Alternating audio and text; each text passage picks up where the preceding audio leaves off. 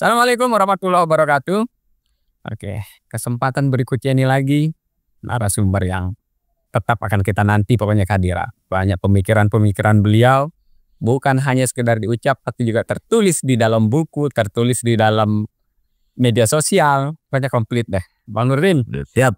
Nah, kita melihat berbagai fenomena ada di part sebelumnya. Nah, ini yang belum nonton, tonton part sebelumnya sangat luar biasa. Kita membahas tentang arah kemana itu ini dibawa. Siap. Berikutnya ini kan lah kita berbicara Bang Ya. Anda melihat apa yang terjadi sebetulnya dalam pandangan Anda? Ya.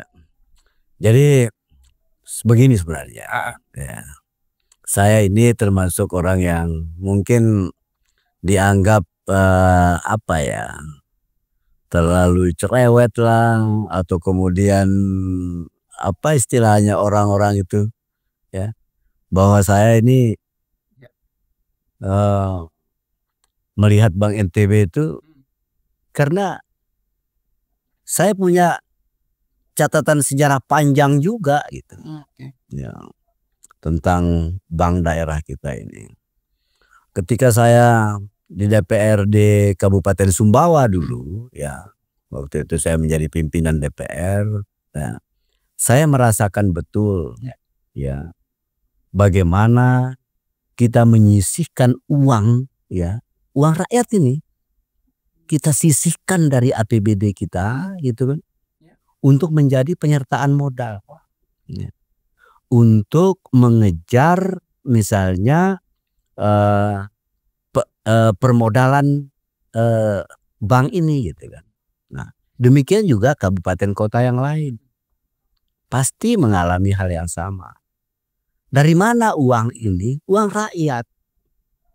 Saking inginnya memiliki bank. Saking ingin kita memiliki bank yang sehat, bank yang bermanfaat, bank yang kemudian memberikan kemaslahatan bagi kita, gitu kan. Nah, saya rasakan betul, ya. Kita mengurangi belanja kita, ya, bagi rakyat ini untuk menjadi penyertaan modal daerah ke dalam bank, ya. Tapi begitu uang ini sampai di bank, ya, kemudian dikelola dengan cara ugal-ugalan misalnya. Memberikan kredit yang kemudian jumlahnya sangat fantastis, ya, kepada orang-orang tertentu, gitu kan. Kan ini yang membuat saya agak terganggu itu. Padahal, ya, saya sebagai orang yang cukup gemar membaca itu, saya baca, ya, seperti apa sih rencana awal pendirian Bank NTB ini, ya kan? Seperti apa sih misalnya rencana-rencana para pendahulu-pendahulu kita mendirikan bank ini, untuk apa, manfaatnya bagi siapa dan lain sebagainya. Saya coba baca, waduh, mulia sekali kan keinginannya untuk memiliki bank.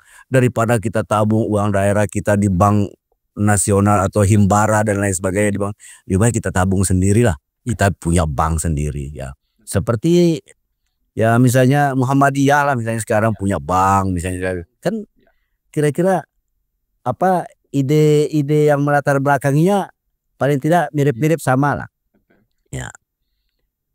Tapi kemudian dalam perjalanan waktu, ya, para pengelola kita seolah-olah menutup mata dari mana duit yang mereka kelola ini, kan, ya. Sepertinya uang nenek moyang mereka ini, kan, ya. Padahal uang ini dikumpulkan 1 rupiah, 2 rupiah dari pedagang pasar, dari tukang ojek, dari tukang sayur, ya, dari tukang parkir, ya.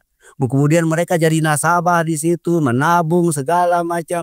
Demikian juga uang dari daerah ini kita sisihkan anggaran-anggaran untuk belanja-belanja lain bagi kepentingan rakyat kita. Ya. Kita lakukan penghematan, kita lakukan efisiensi agar kemudian mendukung bank ini. Begitu sampai di sana diperpinjamkan kepada pemodal besar, ya. Padahal dari uang yang kita kumpulkan 1 rupiah, 2 rupiah dari pedagang sayur, pedagang pasar, tukang ojek, ya, tukang cidomo yang nabung di situ. Kan ini nggak adil ini. Balasan. Kok bisa ya rakyat miskin membiayai pengusaha besar? Itu yang kemudian saya tidak terima itu gitu loh. Nah, tapi kemudian ada yang mengatakan, oh enggak benar, bank kita tidak sehat, kar kita bagus, apalah istilah-istilahnya itu. Kita perbankan yang sehat, kita baru dapat piagam segala macam. Saya ndak urus yang begitu itu. Ya. Manfaat nyatanya untuk rakyat. Saya ndak peduli karena mau berapa. Ya. Mau dapat piagam apa enggak. Ndak penting bagi rakyat kita itu. Yang begitu-begitu itu. Yang mereka tanya, bank ini manfaatnya untuk saya apa? Sebagai rakyat. Sebagai rakyat. Dia bisa bantu enggak? Dia bisa entaskan kemiskinan saya apa tidak? Kan itu permintaan rakyat ini. Jadi saya tidak terbuai, tidak terlena. Makanya kalau ada orang yang menjelaskan kepada saya, oh bank kita ini sehat. Apa butuh? Apa perlunya? Apa pentingnya sehat itu bagi saya? Bagi rakyat kita. Tidak berbuat untuk rakyat. Kalau tidak berbuat untuk rakyat. Wah ini bank dapat piagam. Untuk apa piagam itu? Bagi rakyat. Untuk siapa? Untuk siapa itu? Piagam. Kan untuk mereka-mereka itu. Ya. Kemudian mereka sesudah mendapat itu ya entah dengan cara seperti apa ya. Kemudian mereka tercatat ya bahwa selama menjadi direksi di situ prestasinya bagus. Ini jadi batu loncatan kemudian. Ya. Untuk menjadi siapa kayak dibajak di mana kayak segala macam. Nah, yang saya harapkan ini bank hadir ya. Ada duit yang mereka kelola ya. Terus kemudian rakyat kita juga banyak yang butuh permodalan kecil ya. Nggak usah banyak ya. Pedagang pisang goreng misalnya, kamu butuh berapa? Oh 5 juta, udah ini 5 juta. Ya, tukang ojek, itu motormu kredit nggak? Ya kredit pak, udah beli kontan beli cash lah. Nih, kami bayarin. Ya, ya kamu pokoknya nanti nabung di bank kita. Ya, nah, kamu tukang cidomo, ini kudamu cidomomu udah reot nih, coba ganti baru nih. Nah, nih. Nah, terus kemudian pedagang ubi, ya apa aktivitasmu sekarang? Ya dulu saya jual ubi pak, sekarang bangkrut, ya karena begini. Kira-kira kalau dikasih pinjam, kamu jamin enggak? Oh jamin pak. Kalau ada yang kasih, ya orang-orang seperti ini nih, ya. Dan saya tidak terkesan, ya, kepada laporan bank, ya. Yang menyatakan bahwa dia untung misalnya sekian, laba bersih disetor ke daerah. Apa guna laba bersih itu kalau di sekeliling bank kita pengemis banyak, kalau di sekeliling bank kita yang megah ini kantor-kantornya, oh kantor kita baru kita bangun nyaman. Untuk apa nyaman itu kalau kemudian pengangguran di sekitar itu tidak bisa mereka entaskan oleh kebijakan-kebijakan mereka gitu. Ini yang saya pikir penting untuk menjadi catatan ya bagi direksi-direksi bank kita, bahwa ini berbeda yang kalian kelola ini. Kalau Himbara yang kalian kelola silakan lah. Mungkin ada itu pun BRI, BNI, Mandiri juga punya gitu kan mekanisme untuk melakukan pengentasan kemiskinan dengan cara-cara yang sudah ditentukan. Nah, kita di NTB ini, bank kita, dari sisi mana mereka? Ya. Ayo coba tunjukkan kepada saya. Dia bina siapa? Ya. Ada enggak misalnya? Oh pedagang pasar di Lombok Utara sekian orang yang kami bina. Pedagang pasar misalnya, buruh pelabuhan di Tanu, di Kayangan, segala macam itu. Nah orang-orang ini yang menurut bank umum ya tidak bankable misalnya. Nah ini yang mereka ambil oleh mereka. Di situ sebetulnya bagiannya. Itu bagiannya. Karena duit mereka juga yang kita kelola ini gitu kan. Nah saya sering mengibaratkan ya bahwa kalau tidak memberikan manfaat apapun, walaupun dalam laporannya keuntungan hebat, misalnya besar, ya terus kemudian dapat piagam ini, dapat penghargaan ini, saya ibarat melihat sebuah istana megah, ya. Lampunya berkilau, misalnya segala macam, ya, marmer segala macam, tetapi ya, pintu pagarnya ditutup rapat-rapat. Ya. Kita hanya bisa menonton ini dari luar. Ya. Kita nganga lihat ini. Ya. Betapa megahnya. Ya. Terus kemudian kita yang sudah nganga, ya, bengak melihat megahnya ini, kembali ke rumah kita dalam kondisi lapar. Ya. Anak kita tidak bisa sekolah. Kita nganggur, ya, kita tidak bisa membiayai anak kita. Mereka tidak punya harapan untuk masa depan. Sementara kita bangga dengan piagam, ya, bangga dengan KARK apa yang besar itu, tidak ngerti saya yang begitu-begitu itu, ya. Bangga dengan keuntungan. Yo, bagaimana kita bangga dengan keuntungan ini? Siapa yang kalian untungi? Ya, masalahnya di situ kan. Iya. Toh keuntungan besar yang mereka pungut itu, siapa yang mereka pungut keuntungan itu? Kan berasal dari bunga. Bunga itu siapa yang bayar? Rakyat juga, ya. Yang tercekik gitu kan. Nah ini yang saya kadang-kadang gatal gitu, nggak bisa dengar itu karena saya tidak seperti itu bayangan saya tentang bank daerah itu gitu loh. Karena dia dilahirkan oleh daerah. Dari rahim daerah. Rahim rakyat NTB ini. Ya. Dari duit rakyat NTB, Pak. Ya. Ya. Melihat transformasinya Kanda. Dulu kan itu sebuah perjalanan panjang. Itu masih periodenya Kanda di DPR. Iya. Perubahannya dari bank konvensional menjadi, saya anggota pansosnya. Saya anggota pansus. Apa sebetulnya dulu yang ketika Kanda menjadi anggota pansus perubahan itu, sehingga di periode TGB ya, berhasil, dan di awal itu sangat luar biasa menurut catatan, tapi kita nggak tahu yang Kanda lah yang paling paham. Nah ketika perubahan itu Kanda, apakah ini langsung banyak implikasinya terhadap masyarakat saat itu? Makanya saya bilang mestinya orang-orang yang memimpin Bank NTB itu dia paham sejarah.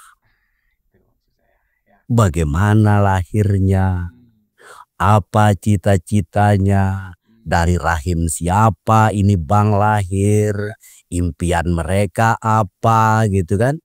Harapan mereka seperti apa, kemana mau dibawa, bagaimana orang-orang yang kemudian berjuang di eranya masing-masing untuk mempertahankan eksistensi bank ini, bagaimana rakyat Pulau Sumbawa, bagaimana rakyat Pulau Lombok ya, kemudian bersama-sama melalui APBD mereka masing-masing menyetor ke situ ya.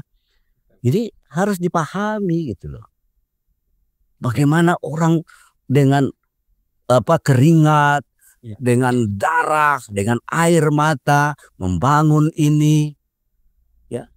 Memangnya kalau kemudian bank ini megah sekarang dari nenek kalian kan enggak, ujuk-ujuk misalnya megah begitu kan enggak, ya. Kan ada ceritanya itu, ya. Sehingga mereka bisa seperti itu gitu ya. Jarak panjangnya ini mungkin Kanda. Jadi ada kalau sebagai masyarakat NTB kayaknya ada yang terputus. Nah ini yang penting ya, yang perlu kita segarkan kembali gitu kan. Ya saya sebenarnya berharap ya, apakah itu pemerintah mereview kembali cita-cita yang lama itu gitu kan. Ya coba segarkan ya, bahkan mungkin ya mulai dari tingkat direksi sampai dengan karyawan terendah paham sejarah ini. Ya. Sehingga mereka tidak arogan, tidak mentang-mentang, ya. Begitu rakyat datang pakai sandal jepit segala macam, pemilik bank loh mereka ini yang pakai sandal jepit ini. Ya. Karena mereka rakyat NTB. Memangnya rakyat NTB ini ya bisa memberikan penyertaan modal kepada Bank NTB tanpa rakyatnya? Ya.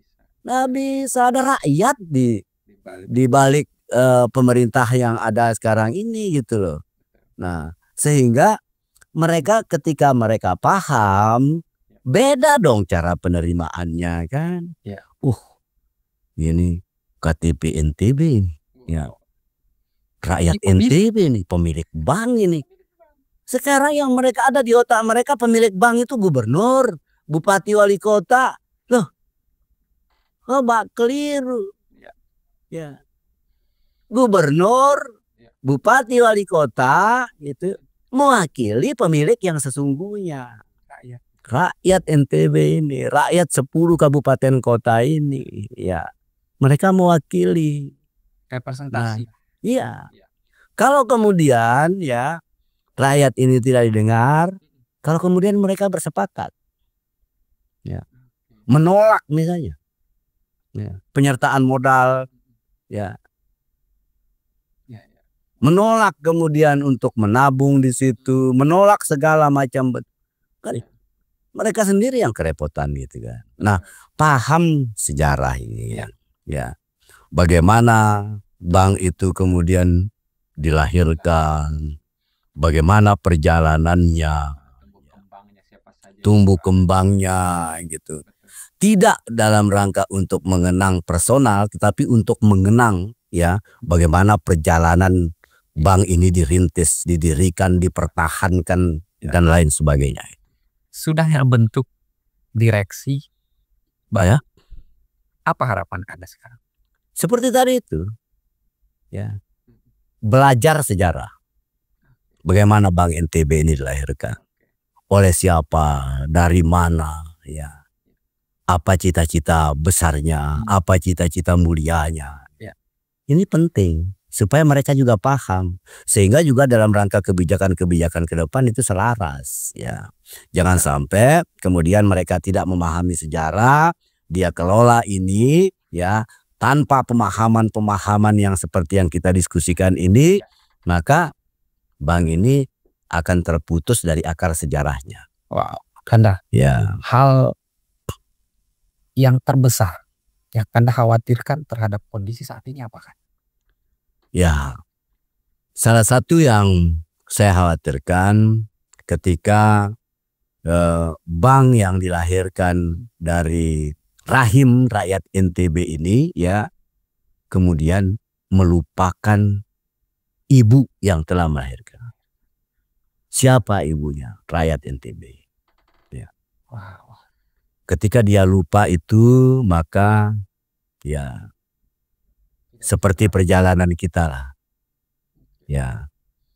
Tiada keberkahan, bahkan mungkin bisa jadi akan berakibat fatal di kemudian hari. Tidak ingin nikmat keberkahan itu dicapai. Kita tidak ingin. Tidak ingin. Wow, luar biasa. PR-PR ke depan Kanda, ini sebagai orang yang banyak melihat. Sudah transformasi dulu Kanda sebagai anggota pansus. Jadi kalau saat itu memang Kanda melihat ada dari dalam, deep banget, dalam banget. Lihat bagaimana kondisinya sehingga bisa berubah saat itu. Jadi pada waktu itu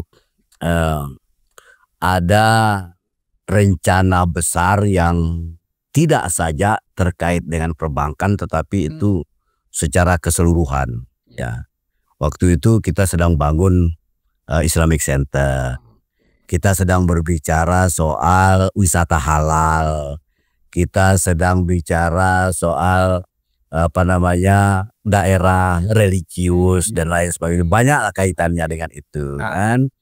Nah, kemudian Pak Gubernur pada saat itu mengatakan, masa banknya konvensional kan? Maka ini sebagai bagian dari rencana-rencana besar itu, maka banknya pun harus syariah. ketika waktu itu. Nah, saya masuklah ke pansus itu. Ya, kita berdiskusi bagaimana perbedaan pansus dengan konvensional dan lain sebagainya. Loh kan cocok sekali nih kan. Ya, daerah kita ya mayoritas Muslim. Nah, terus kemudian banknya, bank daerahnya syariah segala macam gitu kan. Ya, adalah dalil hadis soal riba segala macam gitu kan. Kan ini kan sesuatu yang saya pikir sangat bagus gitu kan. Nah, tetapi kalau kemudian pada kenyataannya ya syariah ini ya lebih ganas misalnya ya dari konvensional, kan kita tidak bisa bilang bahwa ini kebutuhan mayoritas penduduk NTB yang Muslim ini gitu kan. Nah, sehingga cobalah kita pahami apa sih semua, karena di balik apa yang ada di Bank NTB ini ya alhamdulillah saya ikut terus gitu loh. Ya. Saya mengikuti bagaimana perjalanannya, bagaimana ritmenya ya. Saya berkali-kali hadir di dalam pansus membicarakan itu gitu kan. Baik pansus tentang penambahan modal daerah ya sejak di kabupaten ya 3 periode saya di kabupaten, setiap tahun pemerintah Kabupaten Sumbawa memberikan penyertaan modal. Begitu juga 10 tahun saya di DPRD provinsi, kita juga memberikan penyertaan modal ya. Bahkan kita sisihkan ya karena ada harapan pada waktu itu bahwa ini harus sampai pada angka modal sekian ya. Kalau tidak ini bank kita akan kemudian dilikuidasi atau segala macam itu. Jadi kita dukung ini, kita support ini. Jangan sampai bank ini hilang gitu kan. Nah, kita sisihkan dulu belanja-belanja yang lain. Jangan kita dulu bicarakan itu. Ini kita bank ini kita. Nah, ini kan harapan kita ketika bank ini tumbuh ya, hidup dengan baik, berkembang ya. Apa dampaknya, efeknya bagi masyarakat kita yang sudah memberikan dukungan lewat penyertaan modal ini gitu loh. Nah, karena kadang-kadang juga ya direksi memahaminya, wah ini penyertaan modal Pak Gubernur, penyertaan modal Pak Bupati. Ya. Siapa gubernur, siapa bupati itu? Mereka orang yang hanya diberi amanah 5 tahun kok. Ya. Rakyatlah yang abadi ya, yang akan ya menjadi pemilik sejati dari bank ini ya. Kalau gubernur, bupati besok bisa berganti. Satu periode. 1 periode. 2 periode ya, selesai. Selesai. Ya. Sudah bukan pemilik dia. Ya. Bahkan kadang-kadang sesudah berhenti jadi bupati pindah dia. Ya. Keluar NTB. Ya. Bagaimana kita katakan pemilik segala macam? Rakyat NTB miliknya. Manfaatnya kembali ke pemilik sejatinya. Wow, Kanda. PR ke depan, saya melihat tantangan di tengah bank-bank konvensional nasional ini juga sudah bermigrasi hampir seluruhnya ke bentuk yang sama, ke syariah juga. Jadi makin banyaklah tantangan. Kalau saya melihat secara personal, ada yang lebih baik. Masyarakat kita kan secara ada pilihan yang lebih baik. Maka saya akan meragukan sedikit bagaimana sebetulnya kikian jas merah ini. Ketika kita lupa sejarah berdirinya, kita tidak merasa memiliki. Kalau itu ada, kalau itu muncul dengan boleh saya katakan kegagalan, bagaimana bank ini betul-betul hadir terhadap pemilik sejatinya, ini akan merubah kepercayaan. Itu dampaknya gawat ya. Kalau itu sampai terjadi ya. Bukan main-main kalau saya katakan ya bahwa itu gawat.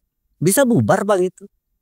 Kenapa bubar? Ya, bukan karena ras, bukan karena apa dan lain sebagainya ya. Karena kompetisi pasar. Karena pasar. Jadi begini ya. ketika ada bank himbara ya dengan label yang sama bahwa mereka juga syariah misalnya ya, dengan pembagi hasil yang lebih rendah misalnya kan, maka orang akan beralih ke situ ya kan, karena ini soal mekanisme pasar kan. Ketika mereka beralih ke situ, rame-rame orang ya, rakyat NTB ini beralih ke situ ya, maka rakyat NTB melalui wakilnya ya, melalui bupati, gubernur, wali kota, mereka akan menyatakan DPR-ku ya, gubernurku, bupati, wali kotaku, tolong hentikan penyertaan modal kita ke sana ya, karena tidak bermanfaat bagi kami. Buktinya kami sudah beralih ya ke bank syariah lain ya, dengan label yang sama ya, dengan tanpa perlu memberikan penyertaan modal kepada mereka kan ya. Tetapi kami dapat manfaat. Ini buktinya. Saya jual kacang ya, saya jual sayur di dalam pasar. Ini dari bank syariah himbara ya, bukan dari bank syariah daerah ya, yang saya miliki, yang sahamnya dari kami ya kan. Maka hentikan penyertaan modal itu. Bila perlu tarik sudah yang ada di sana, kita manfaatkan uang yang sangat besar itu untuk kepentingan lain. Toh bank-bank himbara sudah memberikan manfaat kepada kami ini jauh lebih baik dengan bagi hasil yang lebih rendah. Apa kira-kira yang akan terjadi?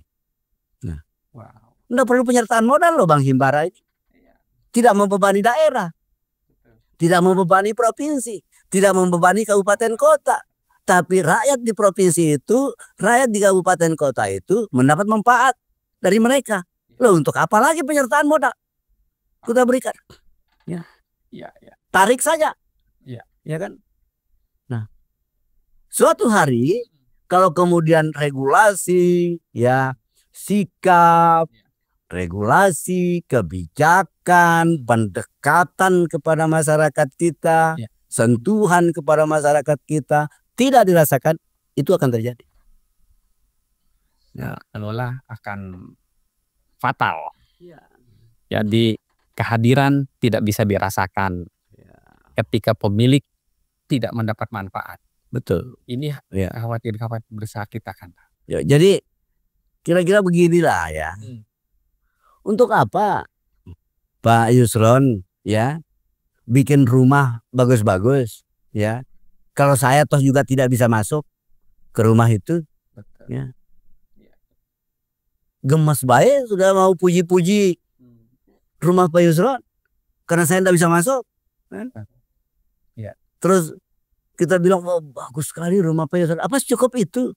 Ya. Hanya melihat dari luar, dari jauh.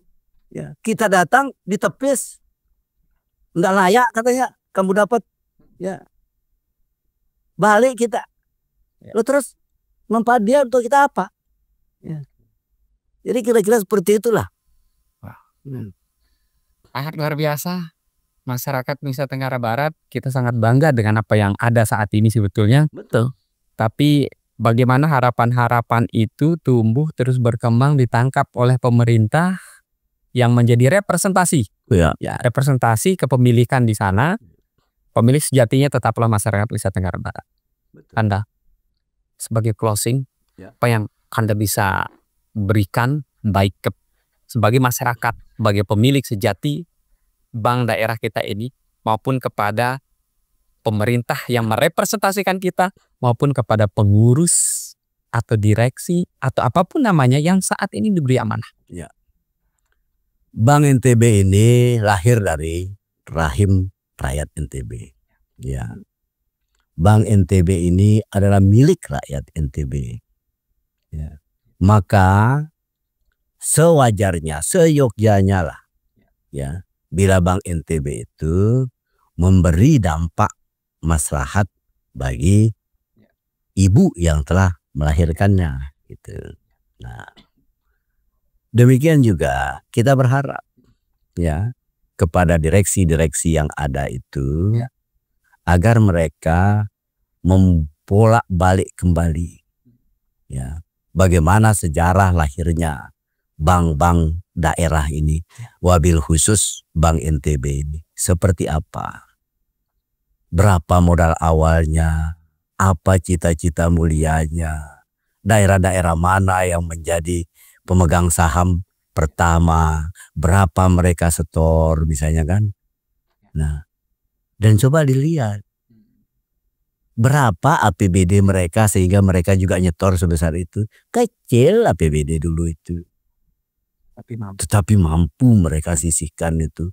Karena ada harapan besar, cita-cita besar bahwa Bank NTB inilah ya yang akan memberikan kita dampak kemaslahatan, kesejahteraan. Dia akan begini segala macam itu. Nah, kalau mereka tidak memahami sejarah lahirnya ini, saya khawatir ya Bank NTB ini tercerabut dari akarnya gitu kan. Ya. Mereka tidak paham tentang sejarah bagaimana Bank NTB ini dilahirkan. Nah, dan kepada pemerintah ya, baik gubernur, ya bupati, wali kota, ya kita menitipkan ya amanah ini, ya kawal ya harapan-harapan baik yang pernah tertuang di dalam proposal pendirian Bank NTB ini ya. Ya, pada tahun 67 yang lalu itu ada cita-cita mulia ya pendirian Bank NTB ini ya, bahwa bank ini akan menyelamatkan ekonomi daerah dan lain sebagainya. Itu coba dilihat kembali. Nah, dan yang terakhir saya ingin katakan, rakyat tidak butuh misalnya mendengar ya bahwa tingkat kesehatan bank seperti ini, bahwa laba bersih sekian, bahwa bank ini baru saja mendapat misalnya piagam penghargaan begini begitu dan lain sebagainya. Kita tidak butuh ya.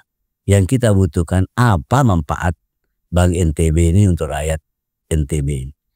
Ya, kira-kira seperti itulah. Wow, sangat luar biasa. Pemilik sejati mengharapkan kembali. Mari berkontribusi atas apa yang bisa dilakukan. Ada direksi baru, pengurus baru, komisaris baru. Semoga ini bisa membuka lembaran sejarah, kata Bang Nurdin. Sehingga mampu kembali membaca sejak awal. Membaca ulang bagaimana sebetulnya harapan-harapan itu kembali tumbuh. Kita sangat bangga, Bang Nurdin, atas bank yang kita miliki. Bank daerah sangat bangga. Mari kita tumbuh kembangkan dan harapan-harapan ini mudah-mudahan yang ada di pundak, yang ada di punggung sebagian orang yang diamanahkan bisa membawa ini untuk keberkahan masyarakat Nusa Tenggara Barat. Terima kasih Bang Nurdin. Terima kasih kembali Bang Yusron. Ya. Luar biasa. Saya banyak merinding dengar apa yang menjadi kegelisahan kita sebagai masyarakat Nusa Tenggara Barat, harapan-harapan yang sudah kita titip kepada pemimpin, kepada perwakilan kita. Mudah-mudahan ini bisa diamanahi sebagai sebuah karya-karya yang bisa diceritakan kepada anak cucu kita nanti. Amin. Ya, sekali lagi terima kasih atas episode kali ini. Tolong cek episode sebelumnya. Saya sudah berbicara banyak hal tentang Bang Nurdin, tentang harapan-harapan mau dibawa kemana Nusa Tenggara Barat ini. Demikian, Assalamualaikum warahmatullahi wabarakatuh. Waalaikumsalam warahmatullahi wabarakatuh.